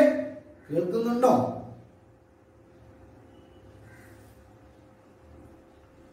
സോറി, കാർബണിൽ 6 ഉണ്ട്. അപ്പൊ ഇതെല്ലാം നിങ്ങൾക്ക് ഡൗട്ട് ഇല്ലാത്തതാണ് ഞാൻ മനസ്സിലാക്കുന്നത്. നെക്സ്റ്റ്, അപ്പൊ എന്ത് മനസ്സിലാക്കി? ആറ്റത്തിന്റെ ന്യൂക്ലിയസിൽ ആറ്റത്തിന്റെ ന്യൂക്ലിയസിൽ പോസിറ്റീവ് ചാർജ് കൊടുക്കുന്ന പാർട്ടിക്കിൾസ് അദ്ദേഹം വിളിച്ച പേരെന്താണ്? പ്രോട്ടോൺസ്. അതെല്ലാ ആറ്റങ്ങളിലും ഉണ്ടോ? പ്രോട്ടോൺസ് ഉണ്ട്. ആരെപ്പോലെ? ഇലക്ട്രോൺസിനെ പോലെ. ആറ്റങ്ങളിൽ ഇലക്ട്രോൺ ഉണ്ട്, എല്ലാ ആറ്റങ്ങളിലും ഇലക്ട്രോൺ ഉണ്ട്. അതേപോലെ എല്ലാ ആറ്റങ്ങളിലും പ്രോട്ടോൺ ഉണ്ട്. എന്ന് പറഞ്ഞാൽ ആറ്റത്തിന്റെ ഉള്ളിലുള്ള രണ്ടാമത്തെ പാർട്ടിക്കിളാണ്, കണ്ടുപിടിക്കപ്പെട്ട രണ്ടാമത്തെ പാർട്ടിക്കിളാണ് പ്രോട്ടോൺസ്. എന്ന് പറഞ്ഞാൽ ആറ്റത്തിന്റെ ഉള്ളിലുള്ള പാർട്ടിക്കിൾസിന് പറഞ്ഞ പേരെന്താ? Sub atomic particles. ഞാൻ തുടക്കത്തിൽ പറഞ്ഞു. അപ്പൊ കണ്ടുപിടിക്കപ്പെട്ട രണ്ടാമത്തെ സബ് അറ്റോമിക് പാർട്ടിക്കിളാണ് പ്രോട്ടോൺ. ഓക്കെ, ഇനി ശ്രദ്ധിക്കണം. ഈ പ്രോട്ടോണിന്റെ മാസ് എത്ര എന്നറിയോ? ഓൾമോസ്റ്റ് ഈക്വൽ ടു, നല്ലോണം ശ്രദ്ധിക്കണം, almost equal to the mass of hydrogen atom. അതാണ് രസം. ഞാൻ നേരത്തെ പറഞ്ഞ പോയിന്റിലേക്ക് വന്നേ. എല്ലാ ആറ്റത്തിന്റെ ന്യൂക്ലിയസിലും പ്രോട്ടോൺ ഉണ്ടല്ലോ. പക്ഷെ എല്ലാത്തിലും എണ്ണം വ്യത്യസ്തമല്ലേ? അത് ഏറ്റവും കുറവ് പ്രോട്ടോൺ ഉള്ളത് ആരെയാണ്? ഹൈഡ്രജന്റെ ന്യൂക്ലിയസിൽ എന്ന് ഞാൻ പറഞ്ഞിട്ടില്ലേ? അപ്പൊ ഹൈഡ്രജന്റെ ന്യൂക്ലിയസ് എടുത്തു കഴിഞ്ഞാൽ അതിലാകെ ഒരു പ്രോട്ടോണേ ഉള്ളൂ. ഓക്കെ, ജെ ജോൺസ് മുമ്പേ പറഞ്ഞിട്ടുണ്ട്, ആറ്റത്തിന്റെ ഉള്ളിൽ എത്ര പോസിറ്റീവ് ചാർജ് ഉണ്ടോ അത്ര തന്നെ നെഗറ്റീവ് ചാർജ് ഉണ്ടാവും. അപ്പോൾ ഹൈഡ്രജന്റെ ന്യൂക്ലിയസിൽ ഒരു പ്രോട്ടോൺ ഉണ്ടെങ്കിൽ എത്ര ഇലക്ട്രോൺ ഉണ്ടാവും? ഒരു ഇലക്ട്രോൺ ഉണ്ടാവും. ന്യൂക്ലിയസിലല്ല, ഇലക്ട്രോൺ പുറത്താണ്, ഒരു ഇലക്ട്രോൺ. Okay okay okay. ഇനി ഇതിലേക്ക് നോക്ക്. ഇത് ഹൈഡ്രജൻ ആറ്റത്തിനെ കാണിച്ചത്. ഇതിന്റെ പറഞ്ഞു മനസ്സിലായതോടോ, ഹൈഡ്രജൻ ആറ്റത്തിന്റെ ന്യൂക്ലിയസിന്റെ ഉള്ളിലുള്ള ഒരു പോസിറ്റീവ് ചാർജ്, അതായത് ഒരു പ്രോട്ടോൺ, അതിന്റെ പുറത്ത് ഒരു ഇലക്ട്രോൺ. അതായത് ഒരു ഇലക്ട്രോൺ ആയത് ഒരു പോസിറ്റീവ് ചാർജ് ഉണ്ടെങ്കിൽ ഒരു നെഗറ്റീവ് ചാർജ് ഉണ്ടാവണം, എങ്കിലല്ലേ ആറ്റം ന്യൂട്രൽ ആവുള്ളൂ. ഇനി ഈ പോയിന്റിലേക്ക് നോക്ക്. ഈ പോസിറ്റീവ് ചാർജുള്ള പ്രോട്ടോണിന്റെ മാസ് എത്രയാ? ഈ ആറ്റത്തിന്റെ മാസിന് ഏകദേശം ഈക്വലാണ്. എന്ന് പറഞ്ഞ ആറ്റത്തിന്റെ മാസിന്റെ ഭൂരിഭാഗവും ന്യൂക്ലിയസിലാണ്. ചെറിയൊരു മാസേ ആർക്കുള്ളൂ? ഇലക്ട്രോണേ ഉള്ളൂ. നമ്മൾ നേരത്തെ പറഞ്ഞു, ഹൈഡ്രജൻ ആറ്റത്തിന്റെ മാസിന്റെ 1837 ഇലക്ട്രോണിന്റെ മാസ്. ആ ആറ്റത്തിന്റെ തന്നെ മാസിന് ഇക്വിവാലന്റ് ആണ് പ്രോട്ടോണിന്റെ മാസ്. അതായത് ആറ്റത്തിന്റെ ഭൂരിഭാഗം മാസം ഉള്ളത് എവിടെയാണ്? ന്യൂക്ലിയസിലാണ്. ന്യൂക്ലിയസ് ആണെങ്കിൽ വളരെ ചെറുതുമാണ്. ഓക്കെ, സംശയമില്ലല്ലോ. അതായത് വളരെ ചുരുക്കി പറഞ്ഞാല് ഒരു വീടാണ് ഹൈഡ്രജൻ ആറ്റം എന്ന് വിചാരിക്കുക. ആ വീട്ടിന്റെ ഉള്ളിലൊരു മൊട്ടുസൂചിയാണ് അതിന്റെ ന്യൂക്ലിയസ്. പക്ഷെ ആ വീടിന്റെ മാസിന്റെ 99% ന്യൂക്ലിയസിലാണ്, അതായത് ആ മൊട്ടുസൂചിയിലാണ്. ഇപ്പൊ ഏകദേശം ക്ലിയർ ആയിട്ടുണ്ടാവുമല്ലോ ആറ്റത്തിന്റെ വലിപ്പവും ന്യൂക്ലിയസിന്റെ വലിപ്പവും തമ്മിലുള്ള വ്യത്യാസം. Okay, next. ഇനി ഇദ്ദേഹത്തിന്റെ വളരെ പ്രധാനപ്പെട്ട വേറൊരു സംഭാവന എന്ന് പറയുന്നത്, ന്യൂക്ലിയസിനെ കണ്ടെത്തി, ആ ന്യൂക്ലിയസിന്റെ പോസിറ്റീവ് ചാർജിന് കാരണമായിട്ടുള്ള പ്രോട്ടോണിനെ കണ്ടെത്തി. ഇനി അദ്ദേഹം വേറൊരു കാര്യം കൂടി പറഞ്ഞു, അതൊരു പ്രഡിക്ഷൻ ആണ്. അദ്ദേഹം ഒരു പ്രഡിക്ഷൻ നടത്തി, ആറ്റത്തിന്റെ ന്യൂക്ലിയസിൽ പോസിറ്റീവ് ചാർജുള്ള പ്രോട്ടോണെ കൂടാതെ ചാർജ് ഇല്ലാത്ത പാർട്ടിക്കിളും ഉണ്ടാവാം. അതാരെന്ന് അദ്ദേഹം കണ്ടെത്തിയില്ല, ആരത് പറഞ്ഞില്ല, പ്രഡിക്ഷൻ നടത്തി. ന്യൂക്ലിയസിന്റെ ഉള്ളിൽ പ്രോട്ടോൺ മാത്രമല്ല ഉള്ളത്, പോസിറ്റീവ് ചാർജുള്ള പ്രോട്ടോൺ മാത്രമല്ല ഉള്ളത്, ചാർജ് ഇല്ലാത്ത പാർട്ടിക്കിൾസും ഉണ്ടാവാം എന്നൊരു പ്രഡിക്ഷനും അദ്ദേഹം നടത്തി. ഓക്കെ, ഇനി നമ്മൾ അദ്ദേഹത്തിന്റെ ആറ്റം മോഡലിലേക്ക് പോവാണ്. അതിനു മുമ്പ് ഈ പറഞ്ഞ കാര്യങ്ങളൊന്ന് നോക്കിക്കോ.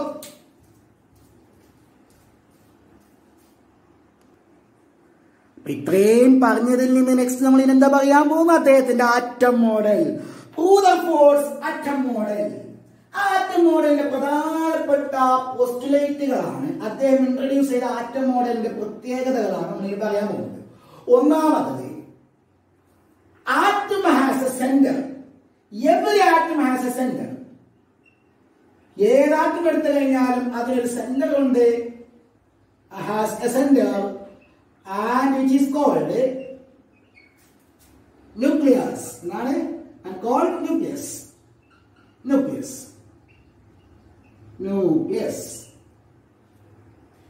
അപ്പൊ ന്യൂക്ലിയസിനെ പരിചയപ്പെടുത്തി. എവിടെയാണത്? ആറ്റത്തിന്റെ സെന്ററിൽ. ആറ്റത്തിന്റെ ഒരു കോണിലൊന്നുമല്ല, ഒരു കോണലായിട്ടല്ല, സെന്ററിൽ. ഇനി അതിന്റെ രണ്ടാമത്തെ പ്രത്യേകത, size of the atom is very small. രണ്ടാമത്തെ പോയിന്റ് പറയുന്നത് ആറ്റത്തിന്റെ ഒന്നാമത്തെ പ്രത്യേകതയാണ്, സോറി, ന്യൂക്ലിയസിന്റെ ഒന്നാമത്തെ പ്രത്യേകതയാണ്. എന്താണ്? ന്യൂക്ലിയസ് വളരെ ചെറുതാണ്. ആറ്റത്തിന്റെ സൈസുമായി കമ്പയർ ചെയ്യുമ്പോൾ ന്യൂക്ലിയസിന്റെ സൈസ് വളരെ ചെറുതാണ്. Size of the nucleus, size of the nucleus is very small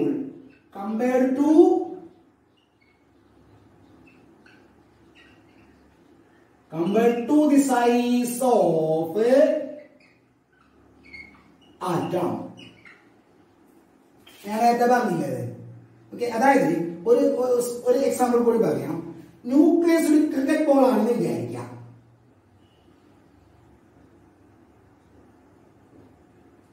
okay, ന്യൂക്ലിയസിന്റെ ഉള്ളിലാണ് പ്രോട്ടോൺ ഉള്ളത്, ഇലക്ട്രോൺ പുറത്താണുള്ളത്. പുറത്ത് എവിടെ ഉണ്ടാവുന്ന അറിയാവുക? ഒരു ക്രിക്കറ്റ് ബോൾ ഞാൻ ഇവിടെ വെച്ചിട്ടുണ്ടെന്ന് വിചാരിക്കാം. എങ്കിൽ ഇലക്ട്രോൺ എവിടെ ഉണ്ടാകുന്ന അറിയാം, 5 കിലോമീറ്റർ അപ്പുറത്ത് ഉണ്ടാവും. ഹൈഡ്രജൻ ആറ്റത്തിന്റെ വലിപ്പം നോക്കുമ്പോൾ ഹൈഡ്രജൻ ആറ്റത്തിന്റെ ന്യൂക്ലിയസ് ഒരു ക്രിക്കറ്റ് ബോൾ ആണെന്ന് വിചാരിക്കുക. എങ്കിൽ അതിന്റെ ഇലക്ട്രോൺ എവിടെ ഉണ്ടെന്ന് അറിയാം, 5 കിലോമീറ്റർ അപ്പുറത്താണ്. അപ്പൊ അതിന്റെ അടുത്തുള്ള 5 കിലോമീറ്റർ നമ്മൾ എത്രയും നോക്കണോ, അപ്പൊ അതിന്റെ അടുത്തുള്ള സ്പേസ് അല്ലോ അല്ല എത്തി. പക്ഷെ അത് ആറ്റത്തിന്റെ ഭാഗമല്ലേ ആണ്. അപ്പൊ ആറ്റം മൊത്തത്തിൽ വളരെ വലുതാണ്. അതിന്റെ സെന്ററിൽ വളരെ ചെറിയ സ്ഥലത്താണ് ആരുള്ളത്, ന്യൂക്ലിയസ് ഉള്ളത്. ഓക്കെ, അതാ ഞാൻ നേരത്തെ പറഞ്ഞ ആറ്റം വളരെ വലിയൊരു വീടാണെങ്കിൽ അതിന്റെ ഉള്ളിലുള്ള ഒരു മുട്ടുസൂചി മാത്രമാണ് ന്യൂക്ലിയസ്. അപ്പൊ ആദ്യം എന്താണ് ന്യൂക്ലിയസ് ഞാൻ പറഞ്ഞു, ഞാനല്ല അദ്ദേഹത്തിന്റെ മോഡലിൽ അദ്ദേഹം പറഞ്ഞു. എന്നിട്ട് ന്യൂക്ലിയസിന്റെ വലിപ്പത്തിന് നിങ്ങൾ പരിചയപ്പെടുത്തി തന്നു. വളരെ ചെറുതാണ് ന്യൂക്ലിയസ്. ഇനി രണ്ടാമത്തെ പ്രത്യേകത, ന്യൂക്ലിയസിന്റെ രണ്ടാമത്തെ പ്രത്യേകത എന്തെന്നാണോ, ആറ്റത്തിന്റെ പോസിറ്റീവ് ചാർജ് എല്ലാം ഉള്ളത് അവിടെയാണ്. എവിടെ? ആ ചെറിയ സെന്ററിൽ. വേറെ എവിടെയും പോസിറ്റീവ് ചാർജ് ഉണ്ടാവില്ല. അതായത് പ്രോട്ടോൺ എല്ലാം ഉള്ളത് ന്യൂക്ലിയസിലാണ്. ആറ്റത്തിന്റെ വേറെ എവിടെ തപ്പിയാലും പ്രോട്ടോൺ കാണാൻ പറ്റില്ല. Okay, all positive charges are concentrated. All positive charges മാത്രല്ല, പോസിറ്റീവ് ചാർജ് മാത്രല്ല, ആറ്റത്തിന്റെ മാസ് നമ്മൾ ആരെല്ലാം മാസമായി, ആറ്റത്തിന്റെ ഉള്ളിൽ ആരെല്ലാം ഉള്ളത്, പ്രോട്ടോണും ഇലക്ട്രോണും അല്ലേ?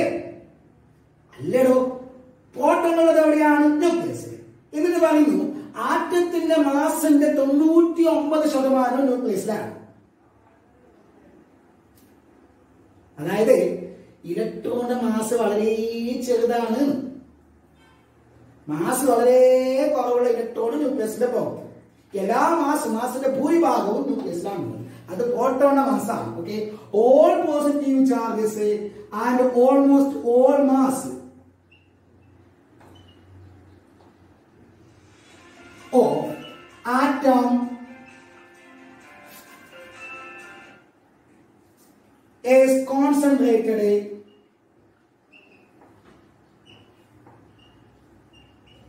all positive charges and almost all mass of atom is concentrated in the nucleus. അപ്പൊ അതിന്റെ പ്രത്യേകത മനസ്സിലായി. ആള് ചെറുതാണെങ്കിലും അവിടെയാണ് എല്ലാ പോസിറ്റീവ് ചാർജും ഉള്ളത്. ആറ്റത്തിന്റെ മാസം എല്ലാം ഉള്ളത് അവിടെ തന്നെയാണ്. ഓക്കെ, ഇനി ലാസ്റ്റ് പോസ്റ്റിലേക്ക് പ്രോട്ടോണെ കൂടാതെ ആറ്റത്തിൽ ഇലക്ട്രോൺ ഉണ്ട്. അയാൾ ആരുണ്ടെന്ന് അറിയില്ല. അയാൾ മറ്റൊരു സ്ഥലത്തുള്ള പുറത്തുള്ളത് അറിയുള്ളൂ. പുറത്ത് എവിടെയാണെന്ന് അറിയില്ല. അത് പറഞ്ഞിട്ടാണോ? അതാണ് നെക്സ്റ്റ് പറയുന്നത്. ഇലക്ട്രോൺ ഉള്ളത് പുറത്ത് എവിടെയെങ്കിലും ഒരു സ്ഥലത്ത് വെച്ചിട്ടല്ല ഉള്ളത്. അത് ഒരു സർക്കുലാർ പാത്തിലെ കൂടിയിട്ട് ഇങ്ങനെ കാണുന്നതാണ്. ന്യൂക്ലിയസിന്റെ സെന്ററിൽ വെച്ചിട്ട് അതിന് ചുറ്റുമുള്ള ഒരു സർക്കുലാർ പാത്തിൽ ഇലക്ട്രോൺ കറങ്ങാണ്. So negatively charge electrons are revolving around the nucleus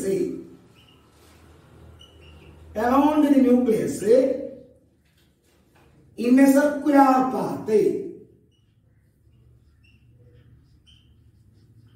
നല്ലൊരു മോഡലല്ലേ ഇപ്പൊ ഇത്? കാണുമ്പോ തന്നെ ക്ലിയർ ആയി. എന്താണ്? ആറ്റത്തില് ഒരു ചെറിയ സെന്റർ ഉണ്ട്, അതാണ് ന്യൂക്ലിയസ്. അവിടെയാണ് പോസിറ്റീവ് ചാർജ് ഉള്ള പ്രോട്ടോൺസ് ഉള്ളത്. അവിടെ ചാർജ് ഇല്ലാത്തവരും ഉണ്ടാകാം എന്നൊരു പ്രഡിക്ഷനും തന്നു. നെഗറ്റീവ് ചാർജുള്ള ഇലക്ട്രോൺസ് എവിടെയല്ല ഉള്ളത്? അതിന്റെ ഉള്ളിൽ ഇങ്ങനെ വാരി വിതറിട്ടിട്ടല്ല ഉള്ളത്. പിന്നെയോ അതിന്റെ ചുറ്റുമുള്ള സർക്കുലാർ പാത്തില് കറങ്ങാണ്. ഇതിപ്പോ എങ്ങനെയെന്ന് അറിയോ? നമ്മുടെ സോളാർ സിസ്റ്റം പോലെയാണ്. സോളാർ സിസ്റ്റത്തിലെ സണ്ണ് സെന്ററിലാക്കി പ്ലാനറ്റുകള് സർക്കുലാർ ഓർബിറ്റിൽ കൂടി കറങ്ങുകയല്ലേ? അതേപോലത്തെ ഒരു മോഡലാണ് ആറ്റത്തിലുമുള്ളത്. ന്യൂക്ലിയസിനെ സെന്ററിലാക്കിയിട്ട് ഇലക്ട്രോണുകൾ ഒരു സർക്കുലാർ പാത്തിൽ കൂടി കറങ്ങുന്നു. അതുകൊണ്ട് തന്നെ ഈ ആറ്റം മോഡൽ എന്ന് പറഞ്ഞ വേറൊരു പേരാണ് planetary model of atom. Planetary model of atom, ആറ്റത്തിന്റെ പ്ലാനറ്ററി മോഡൽ. ഒന്ന് കമ്പയർ ചെയ്ത് നിങ്ങൾ അവിടെ നിന്ന് നോക്കിയേ. സോളാർ സിസ്റ്റത്തിന് ഒരു സെന്റർ ഉണ്ട്, ആറ്റത്തിന് ഒരു സെന്റർ ഉണ്ട്. സോളാർ സിസ്റ്റത്തിന്റെ സെന്റർ ആണ് സണ്ണ്, ആറ്റത്തിന്റെ സെന്റർ ആണ് ന്യൂക്ലിയസ്. സണ്ണിനെ സെന്ററിലാക്കിയിട്ട് പിന്നെ പ്ലാനറ്റുകൾ സർക്കുലാർ ഓർബിറ്റിൽ കൂടി കറങ്ങുന്നു. അതേപോലെ ന്യൂക്ലിയസിനെ സെന്ററിലാക്കിയിട്ട് ഇലക്ട്രോണുകൾ സർക്കുലാർ പാത്തിൽ കൂടി കറങ്ങുന്നു. ഓക്കെ, നല്ലൊരു മോഡലാണ്. എന്താണ് ആറ്റം എന്ന് എന്താ പറയാ, നമുക്ക് പെട്ടെന്ന് ക്ലിയർ ആയി. ആറ്റം എന്താണ്? നടുവിൽ ന്യൂക്ലിയസും ചുറ്റും ഇലക്ട്രോണുകൾ കറങ്ങുന്നതായിട്ടുള്ള ഒരു രൂപം. ഇതാണ് ആറ്റത്തിനുള്ളത്, സുന്ദരമായിട്ടുള്ള രൂപം. എന്നിട്ട് അദ്ദേഹം ഈ പറയുമ്പോൾ ന്യൂക്ലിയസിന്റെ ഉള്ളിൽ ചാർജ് ഇല്ലാത്തൊരു പാർട്ടിക്കിൾ ഉണ്ടാവാമെന്നൊരു പരീക്ഷ നടത്തിയ ഓർമ്മയുണ്ടോ? ഇല്ലേ? ആ പാർട്ടിക്കിൾ ആരെന്നോ എന്തിനൊന്നും അദ്ദേഹം പറഞ്ഞിട്ടില്ല. ആ പാർട്ടിക്കിളിന് കുറച്ച് വർഷങ്ങൾ കഴിഞ്ഞ ശേഷം റൂദർഫോർഡ് എക്സ്പെരിമെന്റ് നടത്തിയിട്ട് ആറ്റം മോഡൽ ഇൻട്രൊഡ്യൂസ് ചെയ്തത് 1911 20th സെഞ്ചുറിയുടെ തുടക്കത്തിലാണ്. എന്ന് പറഞ്ഞാൽ 19th സെഞ്ചുറിയുടെ തുടക്കത്തിൽ ആറ്റം എന്തിനാ ഇൻഡിവിസിബിൾ ആയി, ആറ്റത്തിന്റെ ഉള്ളിൽ വേറൊന്നും ഇല്ലാന്നാണ്. അപ്പൊ പക്ഷെ അടുത്ത നൂറ്റാണ്ടിന്റെ തുടക്കമായപ്പോഴേക്കും ആറ്റത്തിന്റെ ഉള്ളിലുള്ള രണ്ടുപേര് കണ്ടെത്തി, പ്രോട്ടോണും ഇലക്ട്രോണും കണ്ടെത്തി. ആ രണ്ടുപേരും എങ്ങനെയാണ് ആറ്റത്തിന്റെ ഉള്ളിൽ ഉള്ളത് എന്ന് നമുക്ക് മനസ്സിലായി. ഇനിയോ മൂന്നാമതൊരു സാധനം കൂടി ഉണ്ട് എന്നൊരു പ്രഡിക്ഷനിൽ എത്തി. ഓക്കെ, ചാർജ് ഇല്ലാത്തൊരു പാർട്ടിക്കിൾ ഉണ്ട് ന്യൂക്ലിയസിന്റെ ഉള്ളിൽ.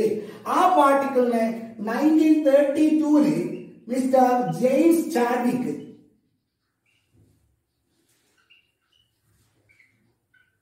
കണ്ടെത്തി. ഈ ചാഡ്വിക് റൂദർഫോർഡിന്റെ ശിഷ്യനാണ്. ഓക്കെ, അപ്പൊ അദ്ദേഹം ആ പാർട്ടിക്കിളിനെ കണ്ടെത്തി. എങ്ങനെ കണ്ടെത്തി എന്ന് നിങ്ങൾക്ക് പഠിക്കണ്ട, വലിയ ക്ലാസ്സിൽ പഠിക്കും. അപ്പൊ ജെയിംസ് ചാഡ്വിക് കണ്ടെത്തിയ ചാർജ് ഇല്ലാത്ത, റൂദർഫോർഡ് പ്രെഡിക്റ്റ് ചെയ്ത ചാർജ് ഇല്ലാത്ത ആ പാർട്ടിക്കിളിനെ ചാഡ്വിക് കണ്ടെത്തി. ആ പാർട്ടിക്കിളിന്റെ പേരാണ്, അദ്ദേഹം വിളിച്ച പേരാണ് ന്യൂട്രോൺ. ചാർജ് ഇല്ലാത്ത പാർട്ടിക്കിളാണ് ന്യൂട്രോൺസ്. ഓക്കെ, ഇങ്ങനെ എഴുതുന്നുണ്ട് ന്യൂട്രോൺസ്. ചില ടെക്സ്റ്റ് ഇങ്ങനെയും കാണാം. ഓക്കെ, അപ്പോ ഈ ന്യൂട്രോൺസ് എവിടെയാണ് ഉള്ളത് അറിയാവോ? അത് ന്യൂക്ലിയസിൽ. അപ്പൊ ന്യൂക്ലിയസിൽ രണ്ട് അന്തേവാസികളായി, ചാർജ് പോസിറ്റീവ് ചാർജുള്ള പ്രോട്ടോൺസും ചാർജ് ഇല്ലാത്ത ന്യൂട്രോൺസും. നെഗറ്റീവ് ചാർജുള്ള എവിടെയാണുള്ളത്? ന്യൂക്ലിയസിന്റെ പുറത്ത് സർക്കുലാർ പാത്തിൽ. അപ്പൊ നമുക്ക് ഈ പറയപ്പെട്ട 3 പാർട്ടിക്കിൾസിനെ ഒന്ന് കോഡിയിരിക്കാം. ആറ്റത്തിന്റെ ഉള്ളിൽ ഉള്ള സബറ്റോമിക് പാർട്ടിക്കിൾസ് ആയിട്ടുള്ള പ്രോട്ടോൺസ്, ന്യൂട്രോൺസ്, ഇലക്ട്രോൺസ്, ഇവരെ പ്രത്യേകതകൾ ഒന്ന് ഓടിച്ച് കണ്ണോടിച്ച് പോവാം. Subatomic particles. ഓക്കെ, 3 പേരെ നമ്മൾ കണ്ടെത്തി.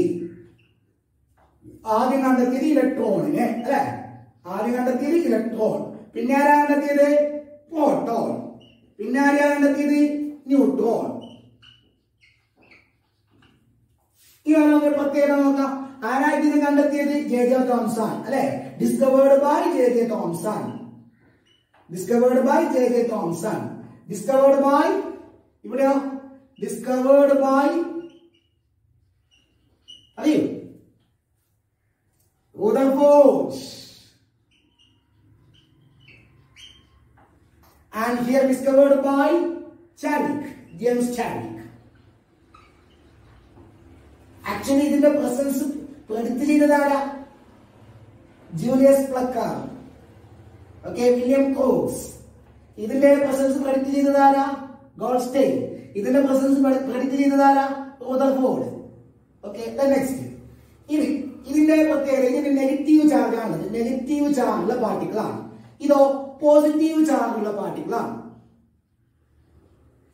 ഇതോ ചാർജ്ലെസ് പാർട്ടിക്കിൾ ആണ്. ചാർജ് ഇല്ല, ചാർജ്ലെസ്.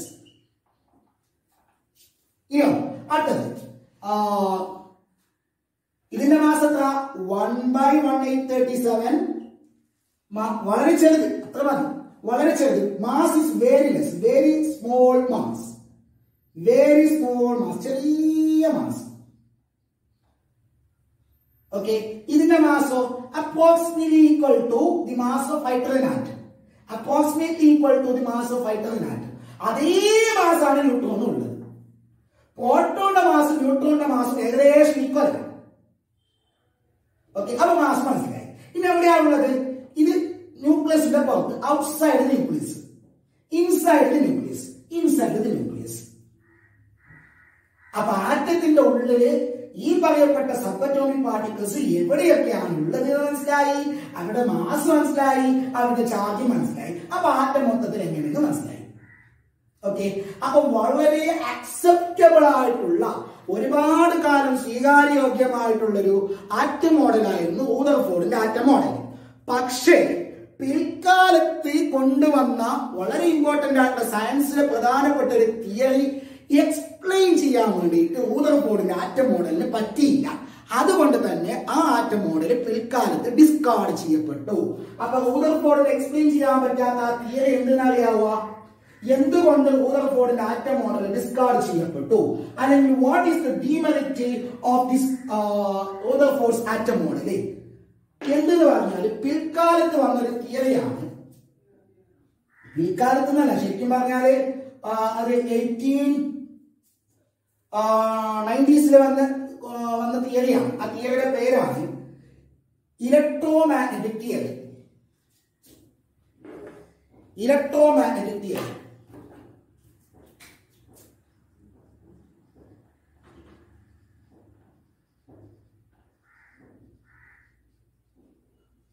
ആക്ച്വലി ഈ തിയറി റൂദർഫോർഡിന്റെ ആറ്റം മോഡൽ ഇൻട്രൊഡ്യൂസ് ചെയ്യുന്ന സമയത്ത് തന്നെ ഈ തിയറി ഉണ്ട്. പക്ഷെ ആ തിയറി എക്സ്പ്ലെയിൻ ചെയ്യാൻ വേണ്ടിയിട്ട് അദ്ദേഹത്തിന്റെ ആറ്റം മോഡലിന് പറ്റിയില്ല. ഓക്കെ, പക്ഷെ വേറൊരു മോഡൽ ഇല്ലാത്തത് കൊണ്ട് കുറെ കാലം ഈ മോഡൽ തന്നെ അക്സെപ്റ്റ് ആയി. ഇലക്ട്രോമാഗ്നറ്റിക് തിയറി അത് കൊണ്ടുവന്നത് ആരെന്ന് അറിയാവോ? James Clerk Maxwell. മാക്സ്വെല്ലിന്റെ ഇലക്ട്രോമാഗ്നറ്റിക് തിയറി എന്നറിയാം. അതിന്റെ പ്രത്യേകത തിയറി പറഞ്ഞതാണ്, ഒരു ചാർജുള്ള പാർട്ടിക്കിൾ സർക്കുലാർ പാത്തിൽ ഇങ്ങനെ കറങ്ങിയാൽ, ചാർജുള്ള പാർട്ടിക്കിൾ സർക്കുലാർ പാത്തിൽ ഇങ്ങനെ കറങ്ങിക്കൊണ്ടാൽ എന്താവുന്ന അറിയാവോ? ഓരോ പ്രാവശ്യം കറങ്ങുമ്പോഴും, നേരെ നോക്കണം, ഓരോ പ്രാവശ്യം കറങ്ങുമ്പോഴും അതിൽ നിന്ന് എനർജി ലോസ് ആവും. എങ്ങനെയാണെന്നറിയോ? In the form of wave. ഒരിക്കൽ ഇങ്ങനെ ചുറ്റിയിട്ട് വരുമ്പോ അതിന്റെ എനർജി കുറച്ച് കുറയും. കുറഞ്ഞു തട്ടി എനർജി പുറത്തോട്ട് പോയി. എന്തിന്റെ ഫോമില പോയതെന്ന് അറിയാവോ? ഇതാ വേവിന്റെ ഫോമില പുറത്തോട്ട് പോയത്. ആ വേവിന് പറഞ്ഞ പേരാണ് ഇലക്ട്രോമാഗ്നറ്റിക് വേവ്.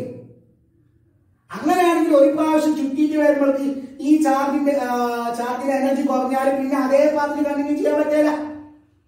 അപ്പൊ എന്താണെന്ന് അറിയോ? ഇങ്ങനെയാണ് കറങ്ങുന്നത് വിചാരിക്കാം. ഇങ്ങനെ ഒരു സർക്കുലാർ പാത്തിൽ കറങ്ങി തീർത്തേക്ക് തന്നെ എത്താൻ കഴിയില്ല. കാരണം ഇങ്ങനെ കറങ്ങിട്ട് വരുമ്പോൾ എന്താവും? എനർജി കുറയും. അപ്പൊ എന്താണെന്ന് അറിയാവോ? ആ കറക്കത്തിന്റെ റേഡിയസ് കുറയും. ഇങ്ങനെ കുറഞ്ഞാൽ പിന്നെ കണ്ടിന്യൂ ചെയ്യില്ല. ഇങ്ങനെ വന്ന് ഒരു ചെറിയൊരു പാത്താവും, അതിനേക്കാളും ചെറിയ പാത്താവും, അതിനേക്കാളും ചെറിയ പാത്താവും. കാരണം ഓരോ റൊട്ടേഷന്റെ എനർജി കുറഞ്ഞുകൊണ്ട് വരും. അങ്ങനെ നോക്കുമ്പോൾ പൊന്നുമക്കളെ, നമ്മുടെ റൂദർഫോർഡിന്റെ ആറ്റം മോഡൽ പ്രകാരം ന്യൂക്ലിയസിനെ ചുറ്റിക്കൊണ്ട് സർക്കുലാർ പാത്തിലല്ലേ ഇലക്ട്രോൺ ഉള്ളത്? ഇലക്ട്രോൺ ചാർജുള്ള പാർട്ടിക്കിൾ അല്ലേ? അങ്ങനെയാണെങ്കിൽ ചാർജുള്ള ഇലക്ട്രോൺ ഇങ്ങനെ കറങ്ങുമ്പോൾ അതിൽ നിന്ന് വേവിന്റെ ഫോമിൽ എനർജി ലോസ് ആവണം. അങ്ങനെയാണെങ്കിൽ ഓരോ കറക്കം കഴിയുമ്പോഴും ആ സർക്കുലാർ പാത്തിന്റെ റേഡിയസ് കുറഞ്ഞിട്ട് അവസാനം ഇലക്ട്രോൺ വന്നിട്ട് ന്യൂക്ലിയസിൽ പതിക്കണം. അപ്പൊ ന്യൂക്ലിയസും ഇലക്ട്രോണും കൂടി ചേർന്ന് ആറ്റം കൊളാപ്സ് ആയി. അങ്ങനെ സംഭവിക്കുന്നുണ്ടോ? ഉണ്ടോ? ഇല്ല, അങ്ങനെ സംഭവിക്കുന്നില്ല. പക്ഷെ ജെയിംസ് മാക്സ്വെല്ലിന്റെ ഇലക്ട്രോമാഗ്നറ്റിക് തിയറി ശരിയാണ്. ആ തിയറി പ്രകാരമാണെങ്കിൽ ഇങ്ങനെ സംഭവിക്കണം. ന്യൂക്ലിയസിൽ പോയിട്ട് വീഴണം. ആര് വീഴണം? ന്യൂക്ലിയസിൽ പോയിട്ട് ഇലക്ട്രോൺ വീഴണം. അങ്ങനെ പക്ഷെ വീഴുന്നില്ല. എന്തുകൊണ്ട് വീഴുന്നില്ല എന്ന് പറയാൻ ആർക്ക് പറ്റിയില്ല? റൂദർഫോർഡിന്റെ ആറ്റം മോഡലിന് പറ്റിയില്ല. ഇതാണ് അദ്ദേഹത്തിന്റെ ആറ്റം മോഡലിന്റെ ന്യൂനത, ഡീമെറിറ്റ്.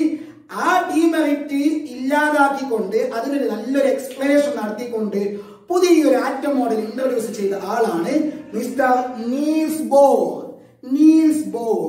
അദ്ദേഹത്തിന്റെ ആറ്റം മോഡലാണ് ബോർ ആറ്റം മോഡൽ. അതാണ് നെക്സ്റ്റ് നമ്മൾ അടുത്ത ക്ലാസ്സിൽ പഠിക്കാൻ വേണ്ടി പോകുന്നത്. ഓക്കെ, നമുക്ക് അടുത്ത ക്ലാസ്സിൽ കാണാം.